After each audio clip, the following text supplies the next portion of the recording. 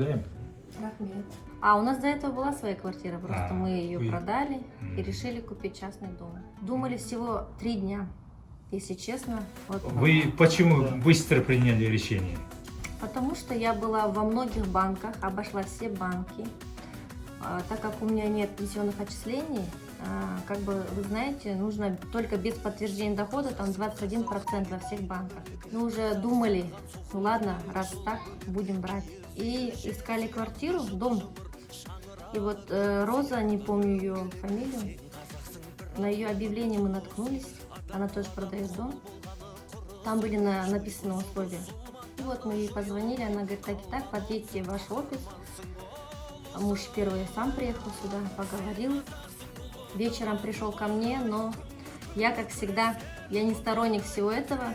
Я сказала, нет, никаких такого не может быть. Во всех банках это очень большие проценты. Почему здесь такой процент? У меня были очень большие сомнения. На второй день он меня уже привел сюда. Но я вот краем уха слушала, но не хотела вдаваться в никакие подробности. Позже нам дали номера телефонов, которые у вас уже приобрели квартиру. Я созвонилась с этими людьми. Они мне уверили, не бойтесь ничего, не бойтесь. Вот мы получили, вот она мне скинула свой договор залога, договор купли-продажи. После этого я немножко успокоилась. И мы ни на что не глядя, на второй день уже приехали. Реально вот моих, которые я знаю про ваш фонд, 3 дня. Мы на 3-й день приехали, сняли деньги с депозита и решили заключить договор. Вот покупатель. Это я, Карасартова. Все время мой муж вас доставал.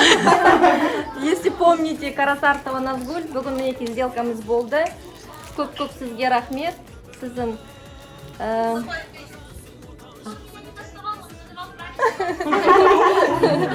он мне кажется, да.